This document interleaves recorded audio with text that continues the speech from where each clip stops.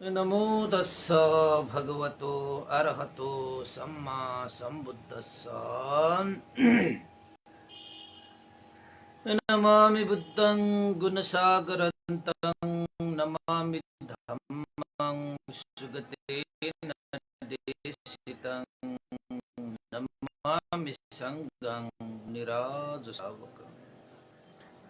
नमो बुद्धाय नमो धम्माय नमो संघाय।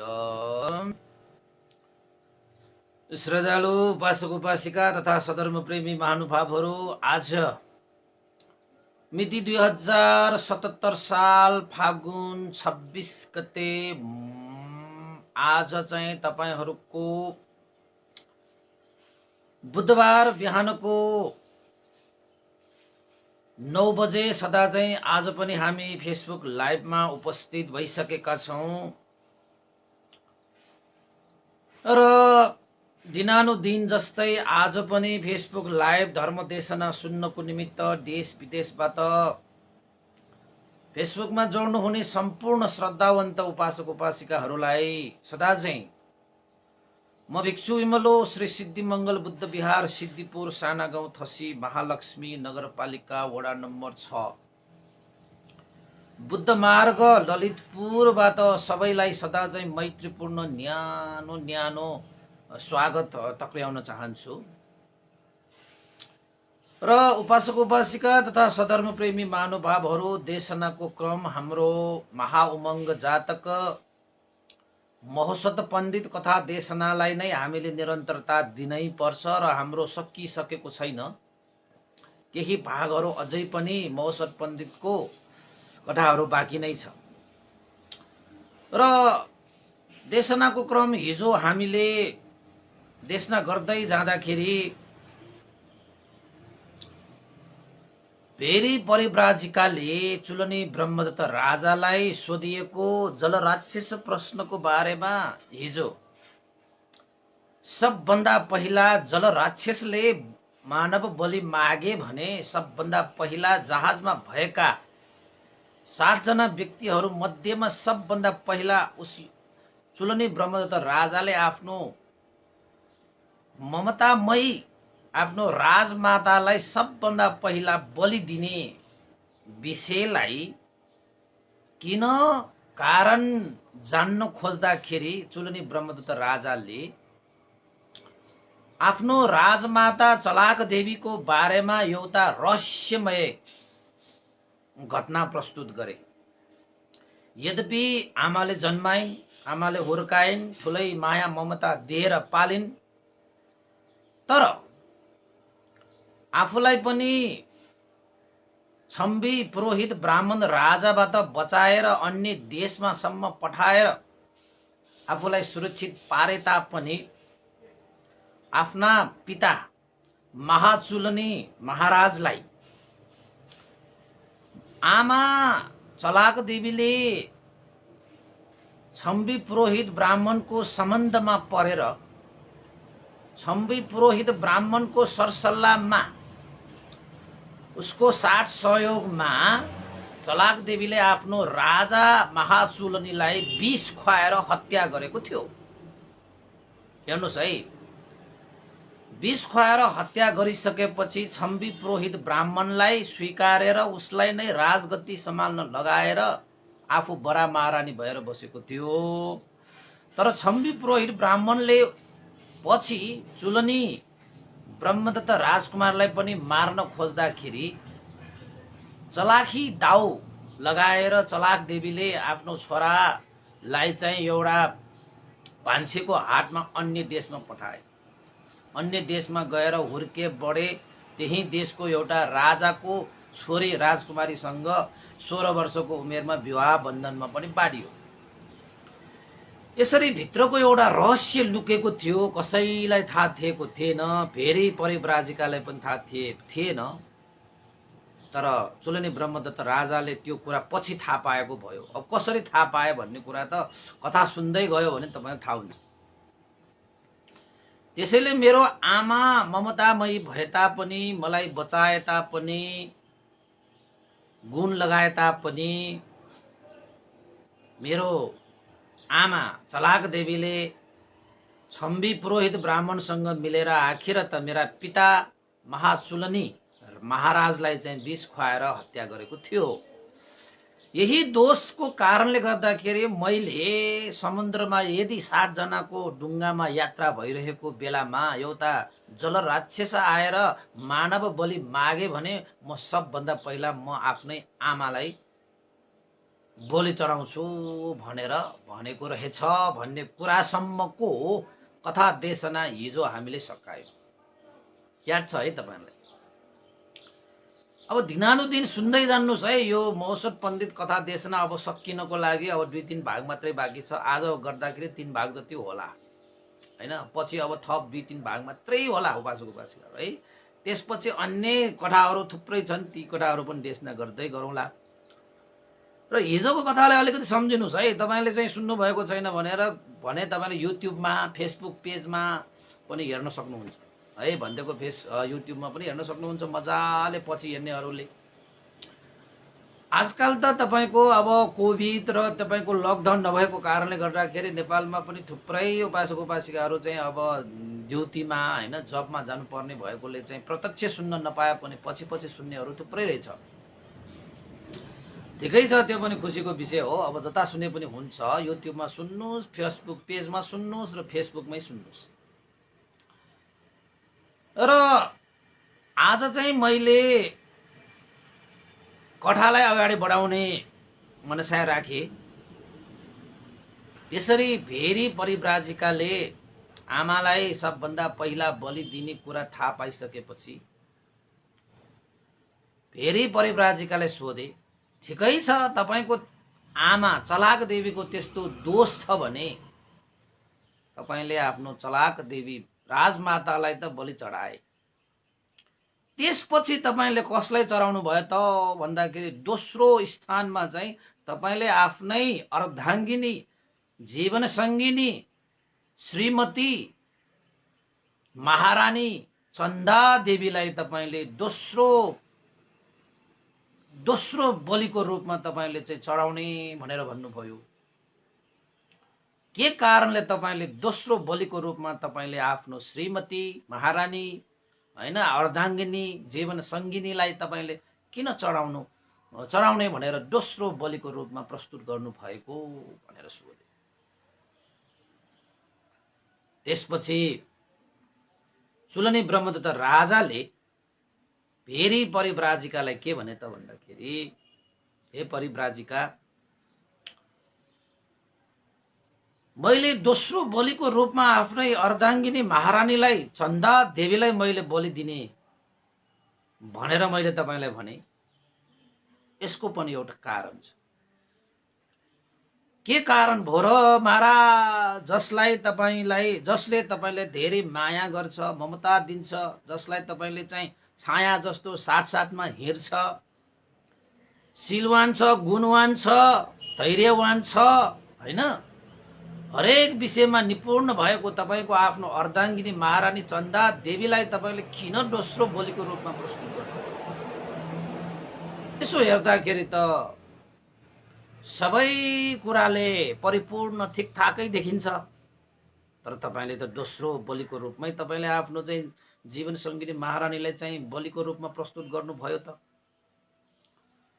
त्यसपछि चुलनी ब्रह्मदत्त राजाले भने, अवश्य भेरी परिव्राजिका, मेरी श्रीमती महारानी अर्धाङ्गिनी जीवन सङ्गिनी चन्दा देवी सबै कुराबाट परिपूर्ण छ। सबै कुराबाट मेरो छाया जस्तो अघि पछि हिँड्छ हैन, मेरो दुःख सुखमा पनि साथ दिन्छ, गुणले पनि सम्पन्न छ, हरेक कुराले चाहिँ एक किसिमले ठिकठाकै छ। तर चन्दा देवी महारानी गौर गहना लगाउनेमा यति आसक्त छिन् जसको कारणले गर्दाखेरि मैले भएको नभएको निर्णयहरू गर्नुपर्छ। राजा भएर सबैलाई समान व्यवहार गर्नुपर्ने अवस्थामा पुगेको राजालाई पनि काम क्रीडामा आसक्त पारेर जुन बेला वासनामा अर्थहीन भएर लागि परेको थाहा पाएर महारानी चन्दा देवीले मलाई आफ्नो बसमा पारेर थुप्रै गरगहनाहरूलाई उसले मागेर लिन्छ र त्यति मात्र होइन, मैले आफ्ना छोराछोरीहरूलाई सम्म पनि दिइसकेको सौगात उपहार त्यस्ता गरगहनाहरूलाई पनि लोभ गरेर चन्दा देवीले राजकुमार र राजकुमारीहरूलाई सम्म दिएको त्यो गरगहनाहरूलाई मलाई नै चाहियो भनेर मलाई आफ्नो बसमा पारेर ती गरगहनाहरू फिर्ता लिन बाध्य बनाउँछ। एउटा राजाले दिइसकेको उपहार सौगातलाई पनि फिर्ता लिनुपर्ने गरी चन्दा देवीले मलाई काम वासनामा लिप्त पारेर त्यो एउटा चाहिँ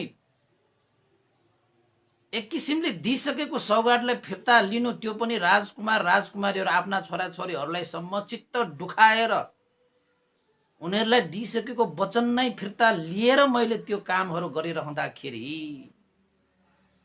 मलाई हर बार पश्चाताप हुन्छ कि यो चन्दा देवीको कारणले गर्दाखेरि मैले छोराछोरीहरूलाई सम्म पनि त्यस्तो सौहार्दपूर्ण वातावरणमा मैले दिइसकेको सौगातहरू, दिइसकेको उपहारहरू, गरगहनाहरू पनि उनीहरूको चित्त दुख्ने गरी मैले फिर्ता लिनुपर्छ, फिर्ता लिने आदेश गर्नुपर्छ।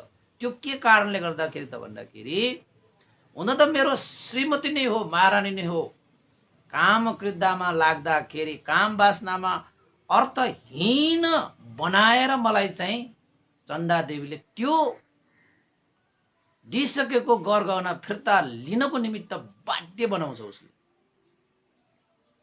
अनि म पनि काम वासनामा लिप्त भएको बेलामा चन्दा देवीले जे भन्यो त्यही कुरा मलाई सही जस्तो लागेर उसको कुरा काट्न नसकेर मैले चाहिँ आदेश पनि दिन्छु। छोराछोरीलाई दिइसकेको गरगहना पनि उनीहरूको चित्त दुखाई मैले आदेश दिएर त्यो फिर्ता लिएर चन्दा देवीलाई लगाउन दिन्छु। महारानी चन्दा देवी गरगहना लगाउनेमा यति आसक्त छिन् कि अरूको गलामा उसको गला भन्दा राम्रो नहोस्। यद्यपि अरू त अरू छोराछोरीहरूको गलामा भएको गरगहना पनि लोभी चित्त राखेर राजालाई आफ्नो बसमा पारेर त्यो फिर्ता लिनको निमित्त आदेश गर्न बाध्य बनाउँछ। हे भेरी परिव्राजिका,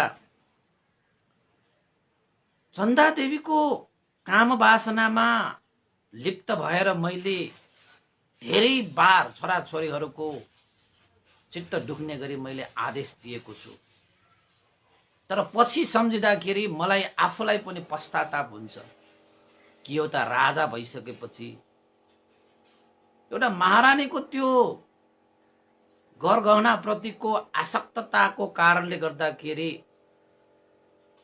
आफ्नै छोराछोरीको चित्त दुख्ने गरी त्यसरी प्रदान गरिसकेको गरगहनालाई पनि फिर्ता लिएर उसलाई खुसी पार्न मैले यो सही निर्णय गरिन भनेर पछि चाहिँ मलाई बार बार पश्चाताप चाहिँ हुन्छ, मलाई गाह्रो चाहिँ हुन्छ। मैले यो ठिक गरिन है, मैले यो ठिक गरिन है।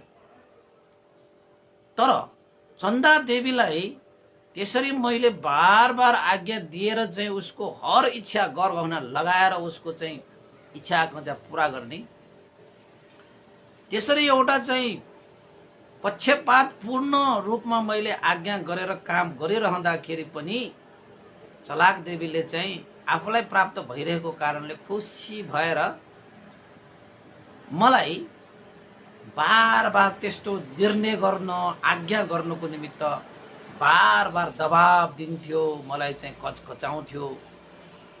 कहिले पनि यस्तो त नगर्दा हुन्छ भनेर कहिले भनेन, बरु त्यसमा थप्दै थप्दै थप्दै लगिरहेको छ। यद्यपि चन्दा देवीले आफ्नो स्वार्थ पूरा गर्नको निमित्त, आफ्नो इच्छा पूरा गर्नको निमित्त अर्काको इच्छा मार्ने काममा, यद्यपि अरू त अरू आफ्ना छोराछोरीहरूको इच्छा पनि मार्ने काममा आफ्नो आफूलाई सुख लिनको निमित्त, अर्काको सुख हरण गर्नको निमित्त पनि मलाई आदेश दिन बाध्य तुल्याउँछ। यो राजाको लागि एउटा शोभनीय कुरा होइन। तर किन अब श्रीमती भयो, काम क्रीडामा लीन हुनुपर्ने मेरो बानी भएको कारणले, हैन, काम वासनामा लीन हुनुपर्ने मेरो बानीको लागि उसले त्यही कार्यलाई टेकेर त्यसकै विषयलाई फाइदा उठाएर मलाई त्यस्तो आज्ञा गर्न लगाउँछ। मलाई साह्रै पछि चाहिँ मलाई साह्रै चित्त दुख्छ। मलाई मैले गर्न नहुने काम गरेँ, धेरैको चित्त दुखाएर एउटाको चित्त राखेँ मैले, धेरैको मन दुखाएर एउटाको मन राखेँ मैले। यो चन्दा देवी आमा भइकन पनि आफ्नो इच्छा पूरा गर्नको निम्ति आफ्ना छोराछोरीहरूको इच्छा पनि मार्न सक्दो रहेछ। ल, त्यो एउटा अवगुण चाहिँ छ चन्दा देवीसँग। त्यो अवगुणको कारणले गर्दाखेरि मैले दोस्रो बलिको रूपमा आफ्नै श्रीमती महारानी अर्धाङ्गिनी जीवन सङ्गिनीलाई मैले दोस्रो बलिको रूपमा प्रस्तुत गरेको हो। भेरी उपासिका परिव्राजिका। हेर्नुहोस् है, यो महिलाहरू केटी मान्छेहरू गरगहना लगाउनेमा त फुटुक्कै हुन्छ। पहिलादेखि त्यस्तै थियो, अहिलेको महिलाहरू पनि त्यस्तै होला, होइन? अब त्यो त थाहा भएन, तपाईँलाई थाहा होला।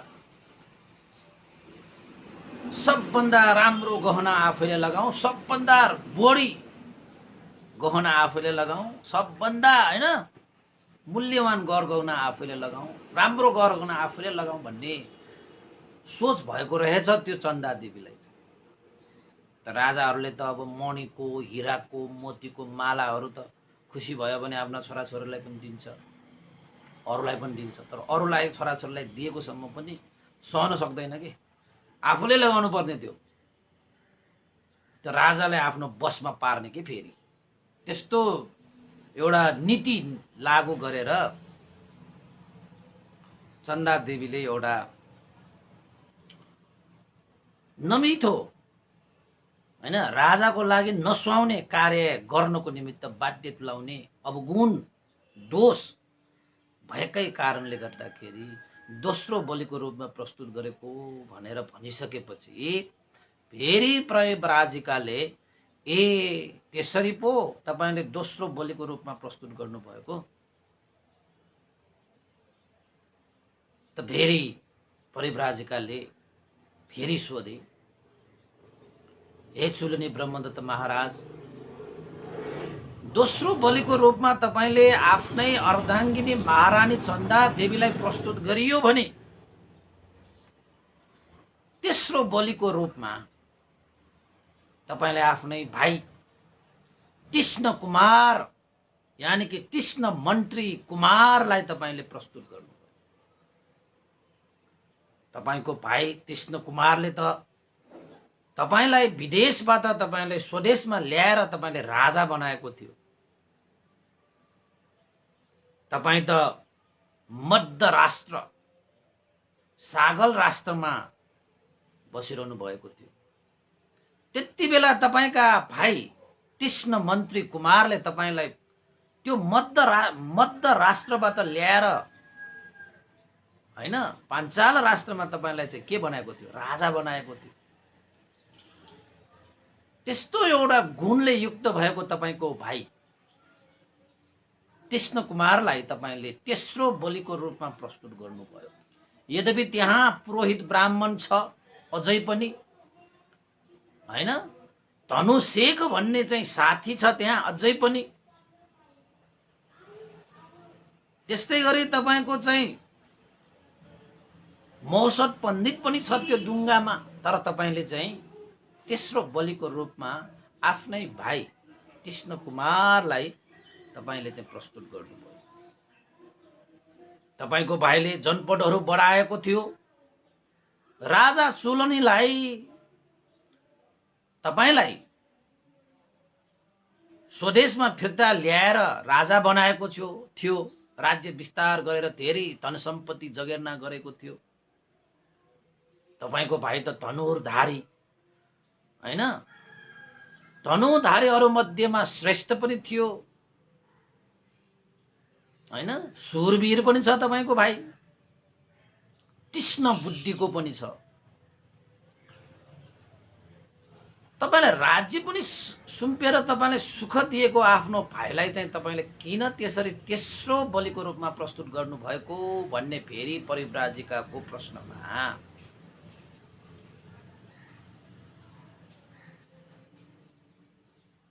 यो चुलनी ब्रह्मदत्त राजाले के उत्तर दिए भने त के उत्तर दिए त भन्दाखेरि अब चुलनी ब्रह्मदत्त राजालाई तपाईको मध्य राष्ट्रबाट ल्याएर राजा बनाएको विषय पनि उ थियो। तपाईलाई थाहा भएको कुरा हो कि चलाक देवीले आफ्नो महाचुलनीलाई विष खुवाएर हत्या गरे छम्बी पुरोहित ब्राह्मणसम्मको सम्बन्धमा। भएको के रहेछ त भन्दाखेरि अब यो तीक्ष्ण मन्त्री कुमारले कसरी चाहिँ चुलनी ब्रह्मदत्त राजालाई फिर्ता ल्याए, चुलनी ब्रह्मदत्त राजकुमारलाई फिर्ता ल्याए राजा बनाएको रहेछ त भन्दाखेरि जुन बेला हटा सुन्नुहोस् है, त्यो भाइ चाहिँ त्यस्तो गुण भए पनि भाइचाले तेस्रो बलिको रूपमा किन प्रस्तुत गरे भन्ने विषय। जुन बेला यो चुलनी ब्रह्मदत्त अहिलेको राजा चुलनी ब्रह्मदत्त राजा त्यति बेला राजकुमार थियो, मध्य राष्ट्रमा गएर सागल नगरमा बसेको थियो। यद्यपि यता छम्बी पुरोहित ब्राह्मण राजाले घरमा आगो लागेपछि त्यही आगोमा खरानी भएर गयो भनेर सोचेको थियो, तर यता चलाक देवीले आफ्नो छोरालाई चाहिँ बचाएर भान्सेको हाटमा पठाएर मध्य राष्ट्रमा पठाएर बचाएको थियो। र त्यति बेला जुन बेला यो चलाक देवीले विष खुवाएर महाचुलनी महाराजलाई हत्या गरेर छम्बीर पुरोहित ब्राह्मणलाई राजा बनाए, त्यति बेला चाहिँ यो चलाक देवी चाहिँ गर्भवती थिइन्। एकजना छोरा त जन्माए, ती छोरालाई चाहिँ अब भगाइहाले, अर्को चाहिँ गर्भवती छ। गर्भवतीमा त्यही तीक्ष्ण कुमार थियो। त राजा चाहिँ छम्बी पुरोहित ब्राह्मणलाई राजा बनाए। त्यसपछि गर्भमा रहेको छोरालाई चलाक देवीले जन्माए। जन्माइसकेपछि यो छम्बी पुरोहित ब्राह्मण राजाले चलाक देवीबाट जन्मिएका ती तीक्ष्ण कुमारलाई बच्चैदेखि सानैदेखि हैन पालन पोषण गरेर हुर्काएर बढाएर पुरोहित ब्राह्मणले तीक्ष्ण कुमारलाई एउटा तलवार दिएको थियो। किन तलवार दिएको त भन्दाखेरि आफ्नै सुरक्षा गराउनको निमित्त उसलाई तलवार दिएर राखेको रहेछ।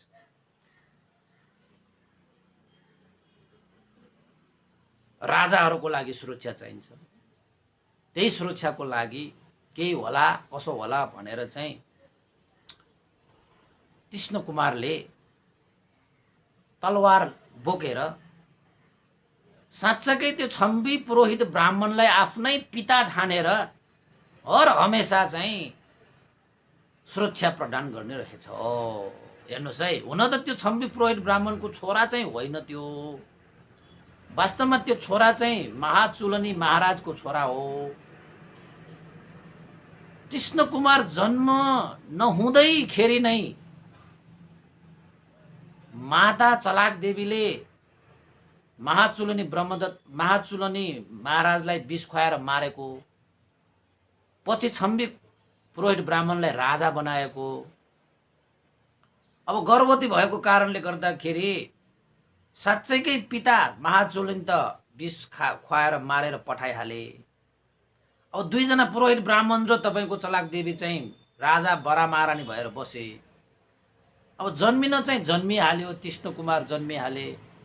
छम्बी पुरोहित ब्राह्मणले पनि अब पेटमा भएको बच्चाले उसको पिता यसरी मरेको उसरी मरेको कसरी नभनेपछि त थाहै हुँदैन, मलाई नै पिता ठानिहाल्छ भनेर उसले चाहिँ जन्मिसकेपछि उसलाई पालन पोषण गरे, हुर्काए, बढाए, पछि उसलाई तलवार पनि भिराए।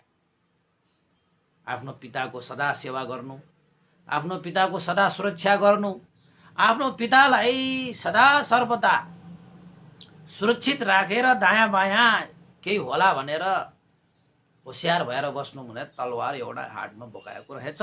यो कृष्ण कुमारले पनि मेरो पिता त्यही चाहिँ छम्बी पुरोहित ब्राह्मण नै हो भनेर चाहिँ सम्झेर जहिले पनि सुरक्षा दिएर वफादार भएर मजाले सुरक्षा प्रदान गरिरहने। आमा चलाक देवीले पनि कहिले पनि तिम्रो पिता यो होइन, तिम्रो पिता त यस्तो भयो भन्न पनि मिलेन। किन त भन्दाखेरि आफैले विष खुवाएर मारेको त्यही छम्बी पुरोहित ब्राह्मणको साथ सहयोगमा, त्यसैले भन्न त मिलेन। अब कृष्ण कुमार पनि बढ्दै गए, हुर्किँदै गए, उसलाई त केही कुरा थाहा पनि थिएन। उसले त आफ्नै बुबा जस्तो ठानेर सुरक्षा प्रदान गर्दै गए। त एक दिन अब ठुलो भइसकेपछि धेरै कुराहरू लुकिँदैन। एक दिन चाहिँ एकजना भारदारले यो कृष्ण कुमारलाई के भने त भन्दाखेरि, हे कृष्ण कुमार, तपाईले आफ्नो पिता सम्झेर छम्बी पुरोहित ब्राह्मणलाई कति होशियार भएर तपाईले सुरक्षा प्रदान गरिरहनु भयो। तपाईं साह्रै नै वफादार हुनुहुँदो रहेछ, साह्रै नै निष्ठावान, साह्रै नै श्रद्धा राखेर आफ्नो पिता ठानेर तपाईले सेवा पनि गरिरहनु भएको छ, आज्ञा पनि पालन गरिरहनु भएको छ, सुरक्षा पनि प्रदान गरिरहनु भएको छ। सम्पूर्ण छोराले बुवाप्रति निभाउनु पर्ने कर्तव्यहरू सम्पूर्ण रूपमा तपाईले निभाइरहनु भएको छ। तर कृष्ण राजकुमार, म तपाईलाई एउटा प्रार्थना गर्न चाहन्छु भनेर भारद्वारले कृष्ण कुमारलाई सुनाएको। वास्तवमा जसलाई तपाईले आफ्नो पिता सम्झेर सुरक्षा सेवा प्रदान गरिरहनु भएको छ त्यो छम्बी पुरोहित ब्राह्मण वास्तविक रूपमा तपाईको पिता होइन भन्ने बित्तिकै कृष्ण राजकुमारले तलवार निकालेर के भन्दैछौ भारद्वार, तिमी मेरो पितालाई मेरो पिता होइन भनेर तिमी भन्दैछौ? तिमीलाई थाहा छैन यस्तो चाहिँ झुट कुरा बोल्यो भने तिम्रो गर्दन छिनिन्छ भने थाहा छैन? अवश्य राजकुमार, यो भए अन्तराय आउँछ भन्ने कुरा मलाई थाहा हुँदा हुँदै पनि मैले मनमा राख्न नसकेर तपाईले जुन सोचिरहनु भएको गलत कुरालाई मैले यहाँ प्रस्ट्याउन मात्र खोजेँ। हे राजकुमार, वास्तवमा तपाईको त्यो छम्बी पुरोहित ब्राह्मण राजा तपाईको पिता होइन। चाहे तपाईले मेरो ज्यान लिए पनि लियोस्, तर आज म सत्य बोलेर मर्छु। हे राजकुमार, सत्य कुरालाई थाहा पाउनुहोस्, सत्य कुरालाई थाहा पाउनुहोस्। यो राज्यमा के भएको थियो, के भएको थियो? तपाई त कतिसम्म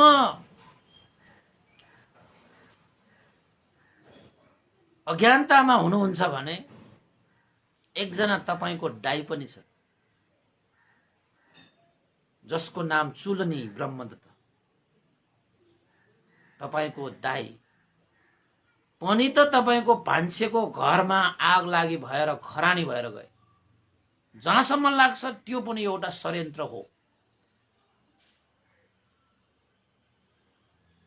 त्यसपछि त त्यो के भन्छ, कृष्ण कुमारको त आँखा ठुलो ठुलो भयो। के भन्दैछौ हे भारद्वार, तिमी? मेरो दाइ पनि छ राजकुमार, तपाईको एकजना दाइ पनि थियो, खरानी भएर गए। आग लागिमा परेर भान्सेको छोरा धनुषेक सहित तपाईको सबका सब चाहिँ खत्म। तर तपाई कति निष्ठा, इमानदार, सेवा, कर्तव्य पालन गरेर त्यही व्यक्ति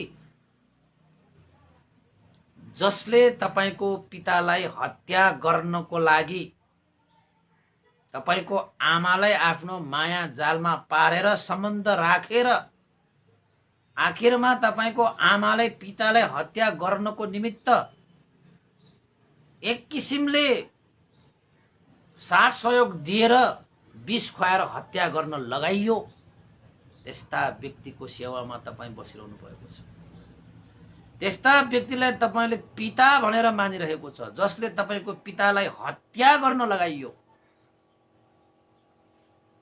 वास्तवमा तपाईकै माता चलाक देवीले तपाईको बुबा पितालाई विष खुवाएर मारेको थियो।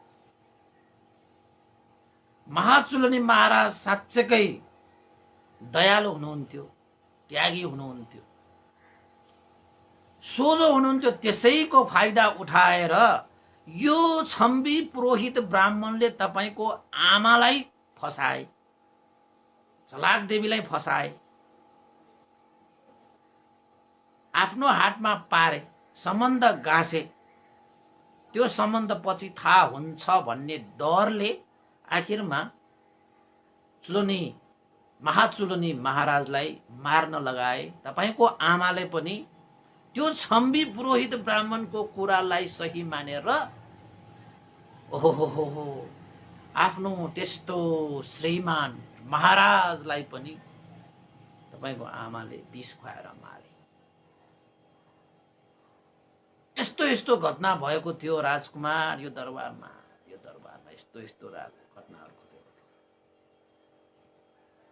मैले यो मुटुमा धेरै वर्ष भयो यो मुटुमा मैले सम्हालेर राखेँ, तर सकिन।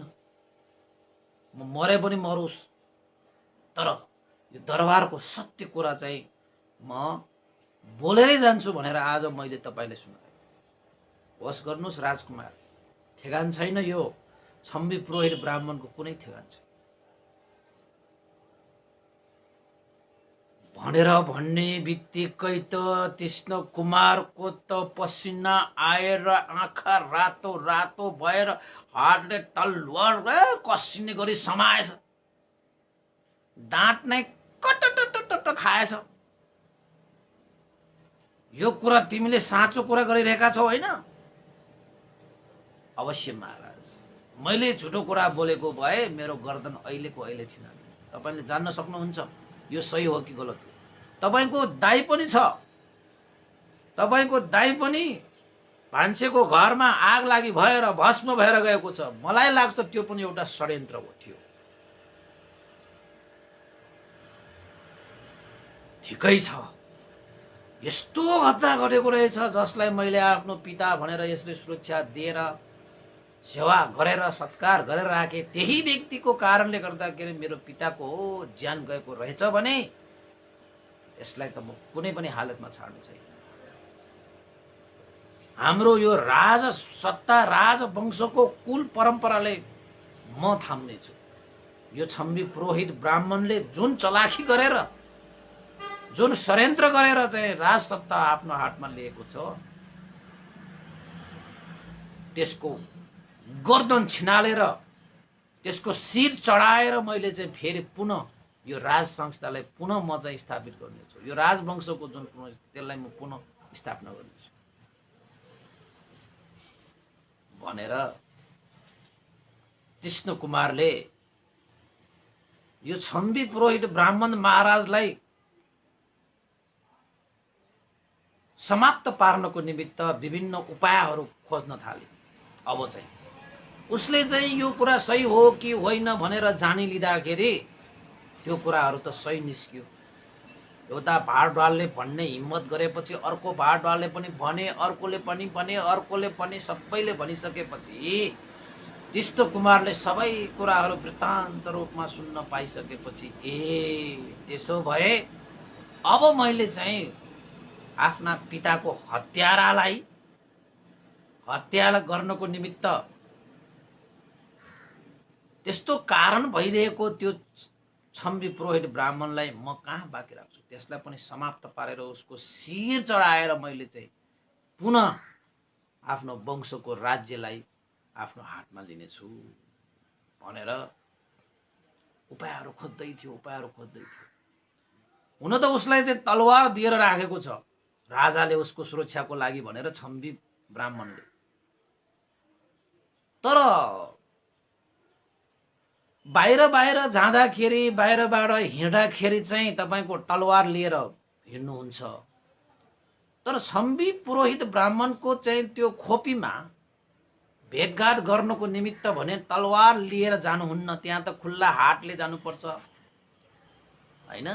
बाहिर गए पो तपाईको तलवार लिएर हिँड्ने। बाहिर गए पनि त्यो छम्बी पुरोहित ब्राह्मण पनि यति सजग थियो कि आफूले एउटा राजालाई हत्या गर्न लगाएर आफू राजा भएको कुरा त यो सबैलाई थाहा छ। त्यसैले चाहिँ उसलाई के डर थियो त भन्दाखेरि मैले पनि त हत्या गरेर राज्य लिएको हो भने मलाई पनि हत्या गरेर कसैले राज्य लिन सक्छ नि, जता गए पनि डर हुन्छ। त्यसैले यो डर छेरुवाहरू, आफूलाई आफूमाथि विश्वास नभएकाहरूलाई, आफूले चाहिँ यो गल्ती नगरेका व्यक्तिहरूलाई त्यत्रो सुरक्षा लिएर हिँड्नै पर्दैन। डर भएका, त्रास भएकाहरूले मात्रै हो चारैतिर सुरक्षा राखेर हिँड्ने। किन त भन्दाखेरि आफूले बेइमान गरेको छ, आफूले चाहिँ अनैतिक काम गरेको छ, आफूले षड्यन्त्र गरेको सबै कुराहरू त सबैलाई थाहा छ। अरूले पनि मलाई यसरी नै बेइमान गर्ला, अरूले पनि मलाई यसरी षड्यन्त्र गर्ला, अरूले पनि मलाई यसरी हत्या गरिदियो भने त गएन भनेर चाहिँ डर त्रास भय लिएर जता गए पनि हिँड्नुपर्छ अनि सुरक्षा राखेर हिँड्नु पर्यो। अब यहाँ चाहिँ यो छम्बी पुरोहित ब्राह्मण राजाले पनि त्यस्तै सुरक्षा राखेर हिँड्ने रहेछ। त्यसैले कति उपायका बाटाहरू खोज्दाखेरि पनि त्यो कृष्ण कुमारले छम्बी पुरोहित ब्राह्मणको गर्दन छिनाल्न सकेन। धेरै बार प्रयास पनि नगरेको पनि होइन, उपाय नलगाएको पनि होइन। तर हरेक अवस्थामा सुरक्षाको घेराभित्र बस्ने भएको कारणले गर्दाखेरि चाहँदा पनि कृष्ण कुमारको इच्छा चाहिँ पूरा भइरहेको थिएन। तैपनि यो कृष्ण कुमार आफ्नो इच्छा आकांक्षा पूरा नगरिकन त्यत्तिकै बस्नेवालामा थिएन। किनभने आफ्नो पिताको हत्याको बदला लिनु थियो त्यसलाई। त्यसको शिर काटेर चाहिँ फेरि आफू राजा हुनुपर्छ भनेर चाहिँ सोच बनाएर उपाय खोज्दै गए।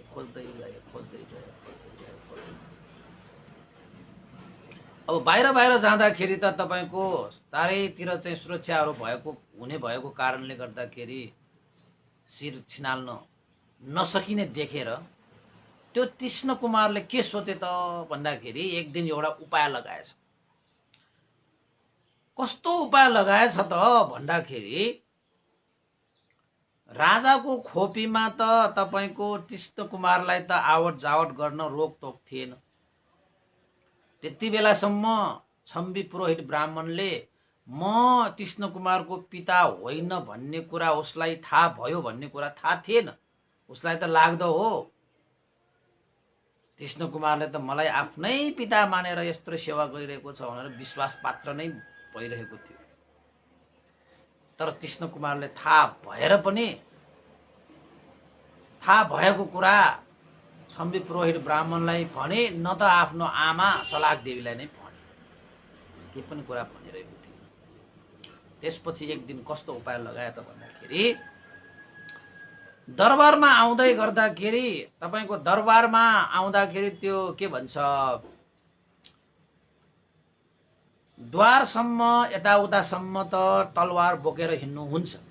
तर राजाको भित्र खोपीमा जाँदाखेरि तलवार बोकेर त जानु आवश्यक थिएन।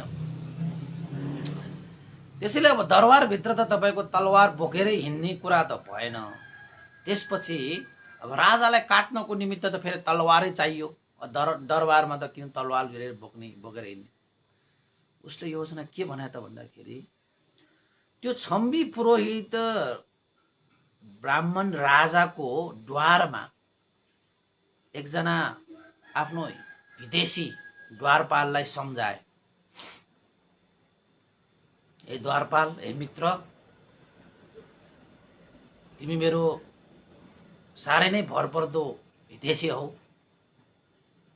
यो मेरो जुन तलवार छ म तिमीलाई दिएर राख्छु, यो तलवारलाई सम्हालेर राख है भनेर एउटा हितेशी एउटा द्वारपाललाई हातमा ठम्याइदिए। उसले पनि आफ्नो राजकुमारले मलाई कस्तो भरोसा गरेको, छम्बी पुरोहित ब्राह्मणले दिइरहेको यो तलवारलाई राजकुमारले मलाई सुम्पिएको छ, ओहो कति भरोसा गरेको भनेर मक्ख परे द्वारपाललाई है। त्यसपछि त्यो कृष्ण कुमारले अर्को एकजना विदेशी भनौँ एउटा चाहिँ द्वारपाललाई के भनेछ त भन्दाखेरि, मित्र हरेक कुरामा तिमीले मलाई साथ दिँदै आइरहेका छौ, एउटा कुरा अझै मलाई साथ दियो है। के साथ? राजकुमार मबाट हुन सक्ने साथ सहयोग अवश्य हुनेछ, तपाईँ भन्नुहोस् मात्र। मित्र मैले एउटा साथी हितेशीलाई मैले एउटा राजाले मलाई प्रदान गरेको तलवारलाई मैले उसको हातमा ठम्याएर आएको छु। अब तिमीले के गर्छौ, के गर्नु पर्यो त भन्दाखेरि तिमी गएर त्यो द्वारपालसँग यो तलवार मेरो हो भनेर झगडा गर्नु, दाबी गर्नु, तानातान गर्नु हैन। त्यसपछि अरु कुरा सबै कुरा म गर्छु भनेर भने। त्यसपछि त्यति कुरा त म गरिहाल्छु नि राजकुमार हैन। त्यो पनि कसरी त भन्दाखेरि जानाजानी गर्ने, साँच्चैकै गर्ने पनि होइन, जानाजानी झगडा गरे जस्तो मात्र गर्ने। हुन त ती दुईजना द्वारपालहरूलाई थाहा थियो नि त यो तलवार मेरो होइन भन्ने कुरा त, तर दुईजनालाई चाहिँ के सिकाइदियो त भन्दाखेरि एक आपसमा त तलवार मेरो हो भनेर एक आपसमा तत्तर मम गरेर झगडा गर, तानातान गर्नु, हल्ला खल्ला मचाउनु। त्यो कुरा, त्यो हल्ला खल्ला, त्यो तानातान गरेको के बीचमा विवाद परेको भन्ने कुरा भित्र राजाको खोपीबाट सुन्नु पर्यो। राजाले के भएको रहेछ भनेर त्यो विवाद मिलाउनको निमित्त मलाई नै भन्छ, म त्यति बेला खोपीमा जान्छु, राजाको खोपीमा जान्छु। म राजाको खोपीमा हुँदा समयमा नै तिमीहरू चाहिँ यो तलवारको विषयमा ठुलै स्वरले वाद विवाद गर्नु है भनेर भने। अब भित्र जानलाई तलवार लिएर जानु भएन। राजाको द्वारमा त अब द्वारपाल राख्नेहरूलाई त तलवार लिएर राखिराख्नु पर्यो नि त। अनि त्यहाँको द्वारपालहरू, यताउता हिँड्नेहरू, सैनिकहरू हैन, यिनीहरूलाई चाहिँ पनि त अब हतियारहरू दिइराखेको हुन्छ। तर तिमीहरू चाहिँ यो तलवारको विषयमा चाहिँ झगडा गर है भनेर भनेछ। अनि उनीहरूले पनि हुन्छ, तपाईँ खोपीमा जानु हुने बित्तिकै, राजाको सामुन्ने उभिने बित्तिकै हामी यहाँ झगडा गर्छौँ, यो तलवार मेरो, यो तलवार मेरो भनेर तानातान गर्छौँ, वाद विवाद गर्छौँ हैन। स्याबास, यति कुरा सहयोग गर्यो भने तिमीहरूले मलाई धेरै गुण लगाएको हुन्छ भनेर राजकुमारले भने। यसको अलावा तिमीहरूलाई मैले धेरै उपहार पनि देऊला। प्रसन्न भएर खुसी भएर हुन्छ भनेर उनीहरूले चाहिँ त्यो गर्न थाल्यो। यतापट्टि तपाईको चाहिँ यो कृष्ण कुमार अब राजाको सेवाको लागि हैन जहिले पनि खोपीमा आइरहने, दरबारमा राजाको दरबारमा गएछ। अब यो छम्बी पुरोहित ब्राह्मण त्यो महाराजले त उसलाई यो कुरा थाहा भइसकेको छ, उसले चाहिँ अब आफूलाई बदला लिनको निमित्त उपाय गरिरहेको छ, यो चाहिँ अब उपाय खोजिरहेको छ भन्ने कुरा त पटक्कै थाहा थिएन। अब कृष्ण कुमार पनि त्यति चतुर छ, फेरि उ त राजवंशकै मान्छे हो।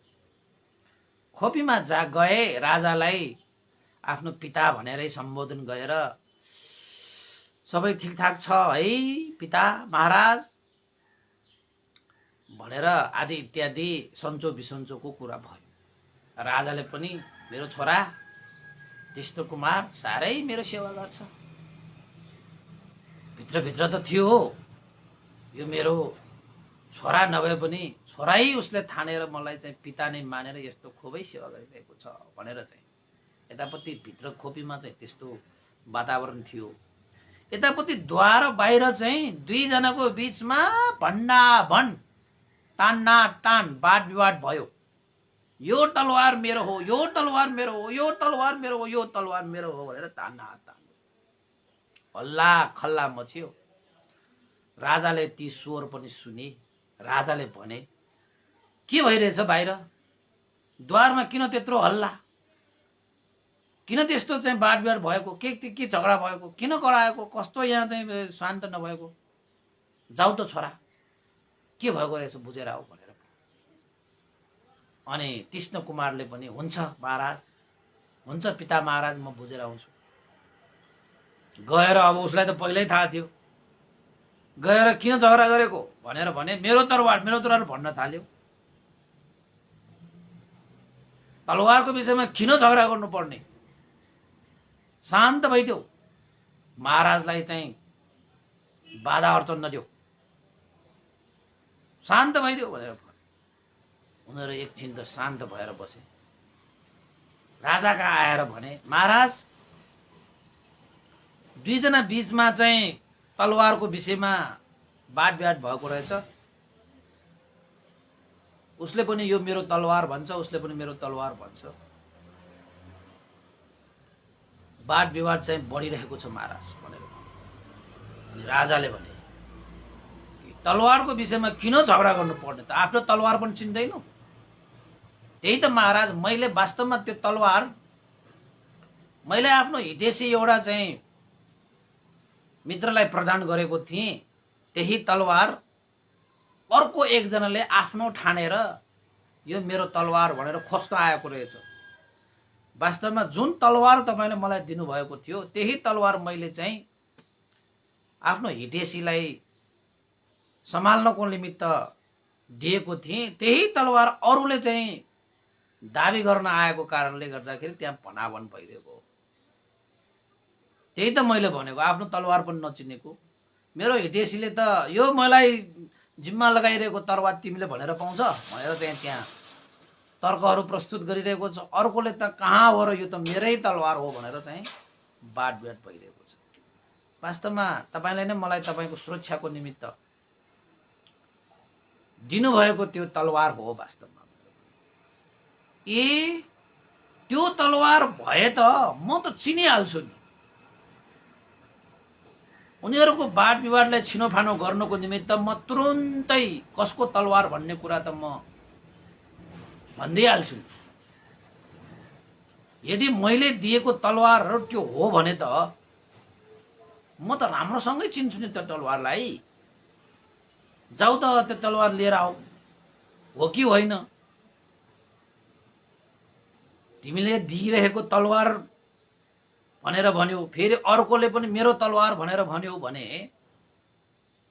अरूले चाहिँ त्यसरी दाबी गर्न आएको भनेपछि त्यो तलवार कुन चाहिँ हो त? त्यसो भए ए पुत्र राजकुमार, तिमीले नै दिइरहेको तलवार भनेर भन्यो, तैपनि अर्कोले चाहिँ दाबी गर्न आएर त्यहाँ वाद विवाद भइरहेको छ भने सामसुम त गरिदिनु पर्यो उनीहरूलाई। त्यसैले जाऊ न त, त्यसो भए मैले दिइरहेको तलवार त म राम्रोसँग चिन्छु, म छिनोफानो गरिदिउँला। जाऊ लिएर आउनु त, त्यसो भए तलवारै लिएर आऊ, म छिनोफानो गरिदिन्छु भनेर भने। हुन त त्यो खोपीमा तलवार लिएर आउनु त कसैलाई चाहिँ त्यो अनुमति थिएन। त्यसरी तलवार लिएर आउने हुने भएको भए त त्यो कृष्ण कुमारले त पहिला नै त्यो राजालाई चाहिँ गर्दन छिरालिसक्यो। तर लिएर आउनु नभएकै कारणले गर्दाखेरि चाहिँ त्यो बचिरहेको थियो। अब त के भन्छ? त्यो तलवारको बीचमा त्यसरी वाद विवाद भइरहेको भए उसले पनि मेरो भन्छ, उसले पनि मेरो भन्छ भने यहाँ लिएर आउन त मैले दिएको तलवार त म राम्रोसँग चिनिहाल्छु, म छिनोफानो गरिदिन्छु, यो हल्ला गर्नु राम्रो होइन। जाऊ छोरा राजकुमार, तिमी गएर लिएर आऊ भनेर भने। राजाले त्यही भन्न लगाउनु थियो कृष्ण कुमारलाई। खोपीमा आउँदाखेरि तलवार बोकेर आउन पाउने अवस्था मिलाउनको निमित्तै त्यो योजना बनाएको के त्यो कृष्ण कुमारले। त्यसपछि कृष्ण कुमारले पिता महाराज अवश्य म त्यो तलवार लिएर आउँछु, तपाईँले चिन्नुहुन्छ मजाले, तपाईँले नै दिएको तलवार हो, मैले त भनेको त हो, तर अर्को दाबी गर्न आउने मान्छेले त मान्दै मानेन, यो मेरै तलवार हो मेरै तलवार भनेर भनिरहेको छ। न तपाईँले अर्कै त्यस्तो पनि तलवार छ कि? अर्को त्यस्तै तलवार त छैन, मैले चाहिँ पुत्रलाई मात्रै दिएको हुँ, लिएर आउन जाऊ भनेर भने। त्यसपछि कृष्ण कुमार चाहिँ गएर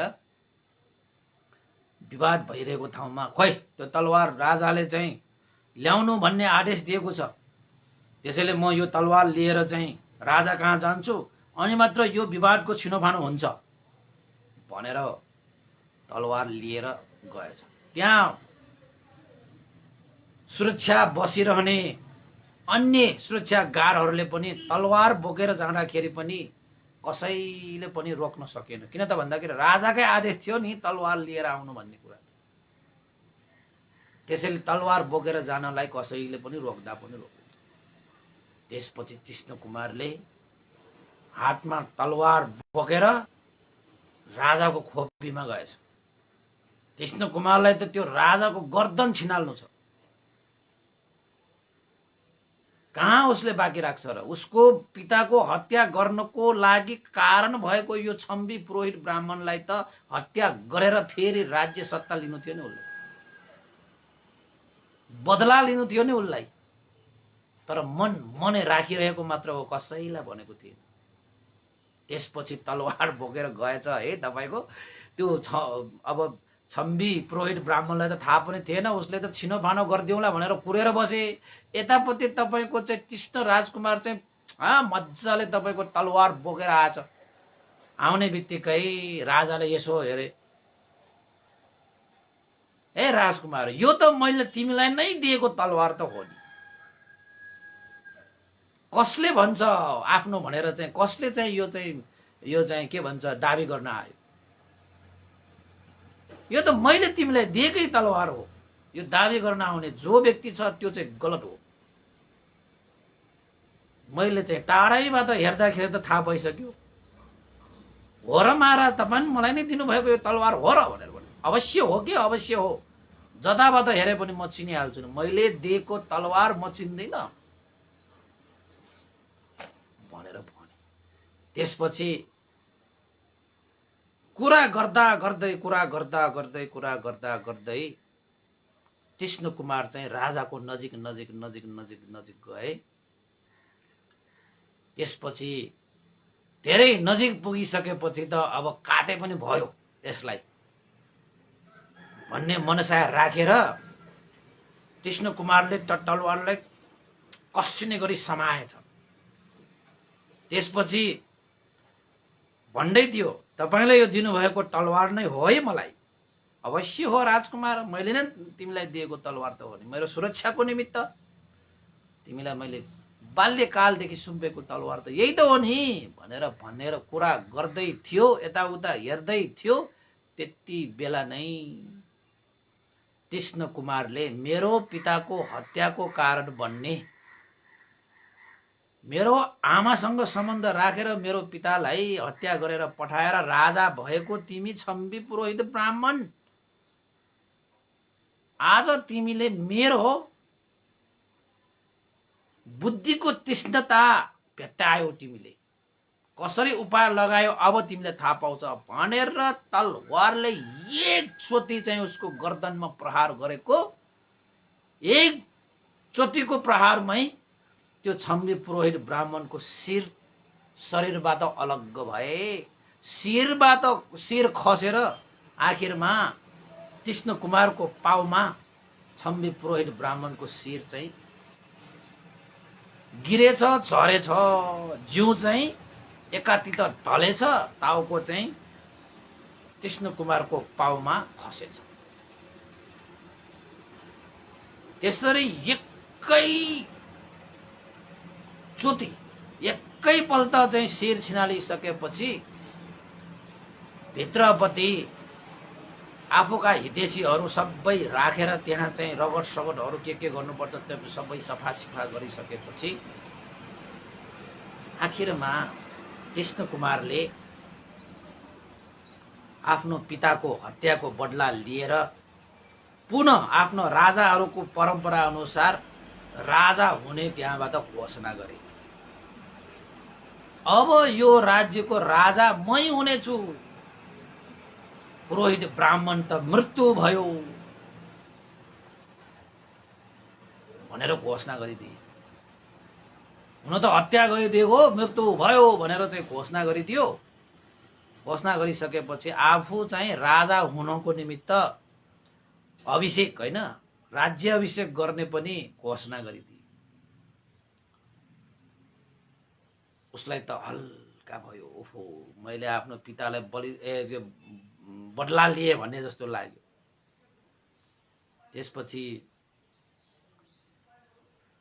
कृष्णकुमार जुन बेला राज्य अभिषेक गर्नको लागि तयारी गर्दै थियो, त्यही बेला आमा चलाक देवी त्यो राजसभामा आएर के भने त भन्दाखेरि, हे छोरा कृष्णकुमार, यो राज्यमा राजा हुने हक सबभन्दा जेठो छोरालाई हुन्छ। कृष्णकुमार, तिम्रो पनि एकजना दाइ थियो।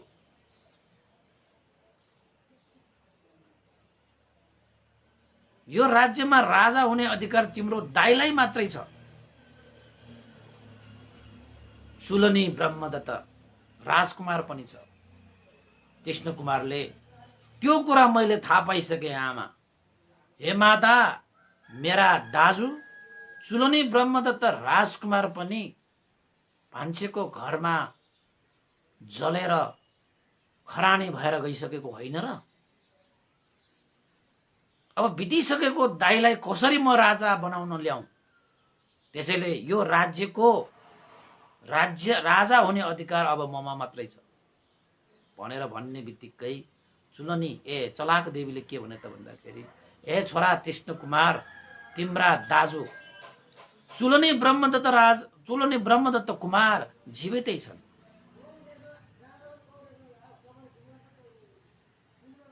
जीवितै छ भन्ने बित्तिकै त भाइलाई त एक किसिमले खुसी पनि भयो। मेरो दाइ जीवितै छ, कहाँ छ? खरानी भइसकेको होइन र? मैले त यस्तै सुनेको होइन। अवश्य त्यस्तै सुनेको होला, त्यस्तै भयो पनि। तर तिम्रो दाजुलाई मैले बचाएँ। राति नै मैले चाहिँ भान्सेलाई तिम्रो दाजु चुलनी ब्रह्मदत्त र धनु शेखलाई लिएर अन्य राष्ट्रमा गएर बस्नु भनेर धन धान्यहरू दिएर पठाएको थिए। तिम्रो दाजु अहिले मध्य राष्ट्रको सागल नगरमा जीवितै छन् भनेर चलाक देवीले उसको ठुलो दाजु चुलनी ब्रह्मदत्त कुमारको विषयमा कृष्ण कुमारलाई जानकारी दिँदाखेरि कृष्ण कुमारले पनि मेरो दाजु हुँदा हुँदै म यो राज्यको राजा हुन सक्दैन, यो मान्दैन पनि। र मेरो आमाले साँच्चै त्यसरी बचाएको हो भने मेरो दाजु नै यो राज्यको राजा बन्ने अधिकार छ भनेर स्वीकारेर कृष्ण कुमारले आखिरमा मध्य राष्ट्रमा गएर सागल नगरमा गएर आखिरमा चुलनी ब्रह्मदत्त कुमारलाई आफ्नो दाजुलाई लिएर आएर फिर्ता ल्याए कि कहाँ ल्याए त? पञ्चाल राष्ट्रमा फिर्ता ल्याए। पञ्चाल राष्ट्रमा फिर्ता ल्याएर आफ्नो दाजुलाई राज्य अभिषेक गरेर राजा बनाएर आफू चाहिँ मन्त्री कुमार भएर बसे। अब यो चुलनी ब्रह्मदत्त राजा उता देशमा त्यसरी चाहिँ जीवनयापन गरिरहेको राजकुमारलाई पनि उसकै भाइले फेरि फिर्ता ल्याएको त्यो किसिमले एक किसिमले त्यो चाहिँ गुनै लगाएको थियो।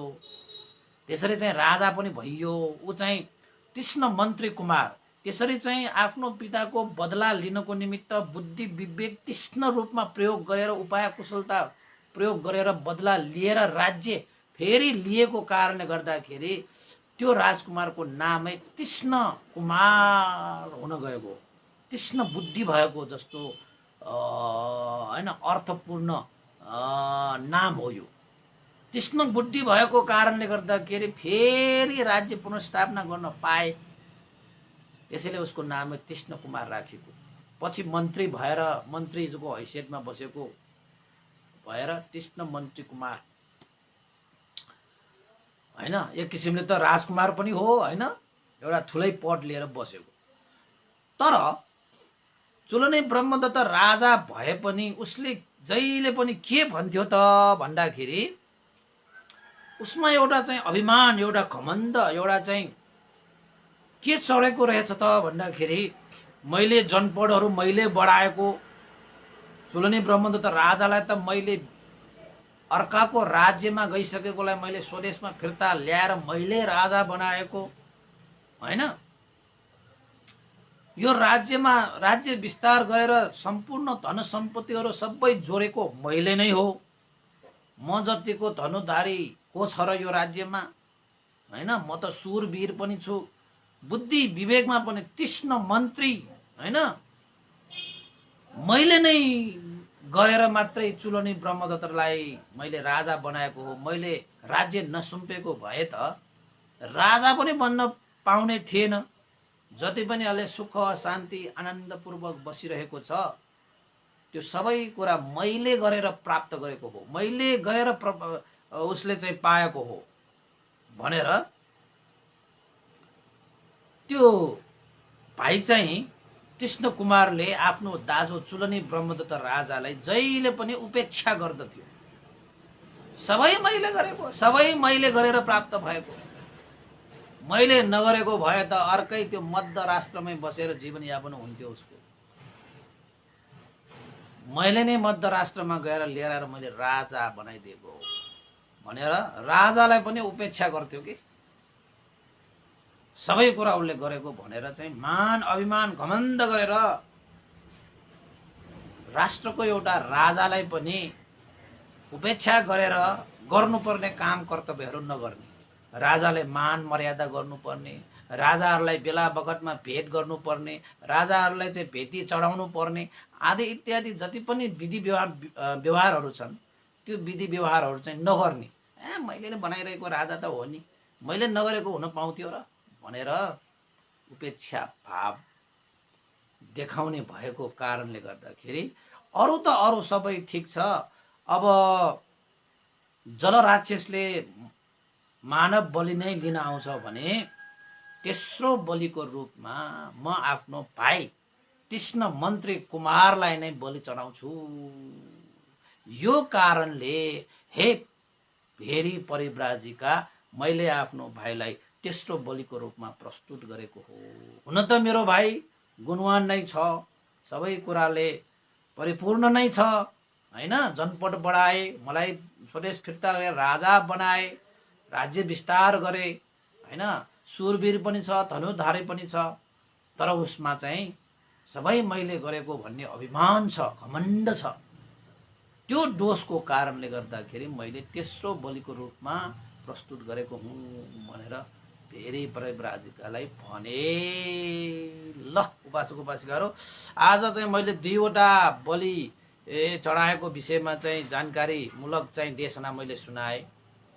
तीक्ष्ण कुमार चाहिँ कस्तो व्यक्ति हो, उसले चाहिँ आफ्नो पिताको बदला कसरी लिए हैन, त्यसरी लिएर चाहिँ आफ्नो दाइलाई पनि विदेशबाट स्वदेश फिर्ता ल्याएर राजा पनि बनाइदिए हैन। चलाक देवीले पनि अन्तस राजा बन्ने हक भनेको चुलने ब्रह्मदत्त राजालाई मात्रै हुन्छ भनेर आखिरमा मध्य राष्ट्रमा सागल नगरमा छ भन्ने कुरा जानकारी दिएपछि त्यो पनि समाधान भइहाल्यो हैन। यसरी तेस्रो नम्बरको बलिको विषयमा पनि यसरी प्रकाश पारियो भनेर आजको देशना मैले यही क्रमशः गरेँ, अन्त गरेँ। भोलि अझै थप केही बलिहरूको विषयमा चाहिँ अझै बाँकी नै छ हैन। किन अरू थप बलिहरू दिन चाहेको भन्ने विषयमा त्यो चाहिँ अब हामी भोलि मात्रै देशना गर्छौँ है। अब भोलि चाहिँ त्यो नहोला, भोलि चाहिँ तपाईँको शिवरात्रिको दिन हो है। त्यो तपाईँको चाहिँ यो धार्मिक महोत्सव भनेर पाटनको यो मच्छिन्द्र बहालमा भइरहेको उत्सवमा थेरवादा भन्तेहरूको तर्फबाट मलाई नै धर्म देशना गर्नको निमित्त उहाँले निमन्त्रणा गर्नुभएको अस्ति तपाईँको 22 गते एकपल्ट पनि मैले धर्म देशना गरेर आइसकेँ होइन। 2 दिनको धर्म देशना रहेकोमा अब भोलिको दिन पनि समय चाहिँ मैले दिएको थिएँ होइन। त्यसैले भोलिको देशना चाहिँ म उतैबाट तपाईँलाई चाहिँ देशना गर्नेछु है। सम्भवतः त्यहाँ चाहिँ अब नेवारीबाट पनि हुन सक्ला होइन। अब हेरौँ भोलि त्यहाँ गएर परिस्थिति के हुन्छ। सकेसम्म म नेपाली भाषाबाटै गर्ने प्रयास चाहिँ गर्छु। अब त्यहाँ चाहिँ सबै सुन्ने मान्छेहरू चाहिँ तपाईँको नेवारहरू मात्रै भएको हुन पनि सक्छ होइन। त्यसैले भोलिको देशना चाहिँ तपाईँको 8:30 देखि नै होला कि जस्तो छ। 8:30 मा नभए 9 बजेसम्ममा त अवश्य पनि हुन्छ नै। र 1 घन्टाको त्यो कार्यक्रम देशना 1-1.5 घन्टाको देशना उतैबाट भोलि चाहिँ प्रसारण हुने जानकारी गराउँदै आजको देशना मैले यही क्रमशः गरेँ। र अन्तमा हामीले चाहिँ पुण्यानुमोदन गरौँ। र आज पुण्यानुमोदन गर्नको निमित्त हाम्रो मन्जु शाक्य उपासिकाले मलाई चाहिँ यहाँ स्मरण गराउनु भएको छ।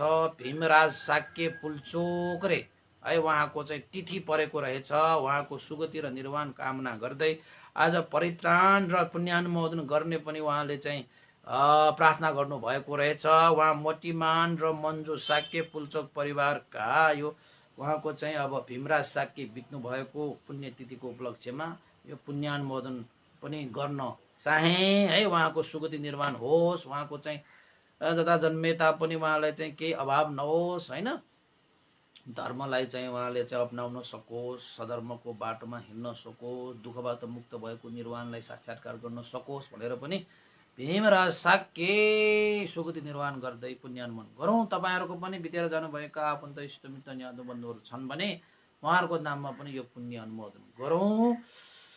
र सम्पूर्ण देवता मनुष्य र सत्व प्राणीहरूको लागि पनि हित सुखको निमित्त यो पुण्य अनुमोदन गरौँ। र सबभन्दा होइन अब सम्झिनु पर्ने हाम्रा गुरुवर श्रद्धेय गुरुवर ज्ञान पूर्णिक मास्टरवीर भन्ते र श्रद्धेय गुरुवर स्यादो उपन्दित विवंश गुरुवरप्रति पनि यो पुण्य अनुमोदन गर्दै पुण्य अनुमोदन गरौँ। भवतु सर्वमङ्गलम्। इदं नो ज्ञातिनं होतु सुखितावन्तु ज्ञातयो। इदं नो ज्ञातिनं होतु सुखितावन्तु ज्ञातयो। इदं नो ज्ञातिनं होतु सुखितावन्तु ज्ञातयो। एतावता सम्मेहि सम्भतं पुण्यसम्पदं सब्बे देवानुमोदन्तु सर्वसम्पत्तिसिद्धिया। एतावता सम्मेहि सम्भतं पुण्यसम्पदं सब्बे सत्तानुमोदन्तु सर्वसम्पत्तिसिद्धिया। एतावता सम्मेहि सम्भतं पुण्यसम्पदं सब्बे भूतानुमोदन्तु सर्वसम्पत्तिसिद्धिया। साधु साधु साधु। भवतु सर्वमङ्गलं। सबैको दिन मङ्गलमय होस्, कल्याणमय होस्। सबैलाई साधुवाद।